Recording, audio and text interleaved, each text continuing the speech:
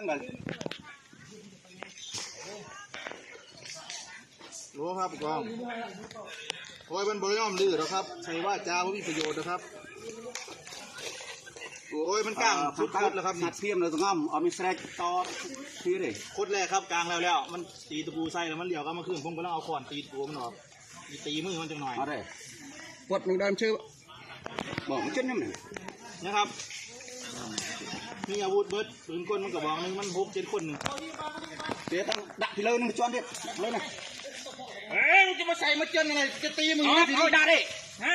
ตีมือนะเฮ้ยไปบ้ายืดเคลียร์เหมือนฝ่ายใหญ่ดิใหญ่ช่วยเข้าอีกจะไม่ไอ้ดะเรานี่เด้อตลอดเบอร์มันเอาดักตอนเราเลยมันเร่ออย่างนั้นก็มันเร่อจะมีจะใหญ่กรมเลยอะไรจะมีอะไรจะหันกรมใจเด้งตัดเคลียร์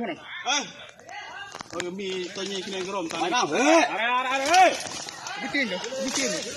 ทอดยังทอดอยากทอดอะไรมึงทอดไปไอ้ตรวจน้ำเท่าเห็บหมานี่ตัดทิ้งนี่ขโมยเลือดมึงตัดนะโอ้ยบางล่างไปช่วยเกี่ยวรวดน้ำเขาใหญ่ดูโอ้เท่านี้มั้ยรถทอมตัวแล้วตักไปเอาให้ในบ้านเลยอัดมิดเอาไปอะไรบ้างดาวดำมันสวยด้วยเดี๋ยวจะบอกมาหน่อยใช่ครับเขาจังเลยต้องถอยนี่โอ้ลวดน้ำดักมาแต่ใส่ได้ใหญ่ปรังกระดักบอกดิ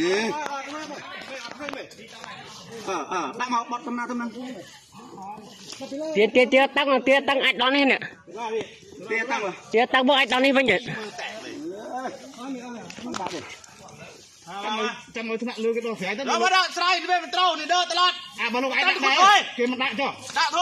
cáiดักได้เกมนะได้เองก็ลาได้เองได้ไอ้มาบุญนะได้เองก็ลาได้ไอ้ก็ลาได้พอต้านได้เองก็ลาไม่เอาไอ้มันพิเลก็ลาบอกมาเลยก่อนไปเลยมึงจวนได้เคยเร็วเจ้าจับมือเฮ้ยผ่านเนื้อจะเก่าสิมเข้ามาดิกลัวมึงเหรอ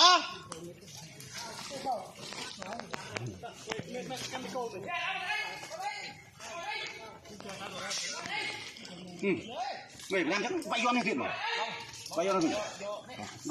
เอาออกหรือจะให้เอาออกให้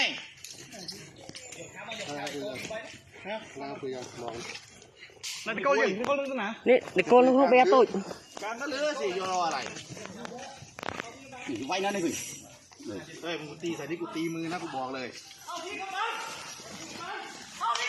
เอาทิ้งกระบัง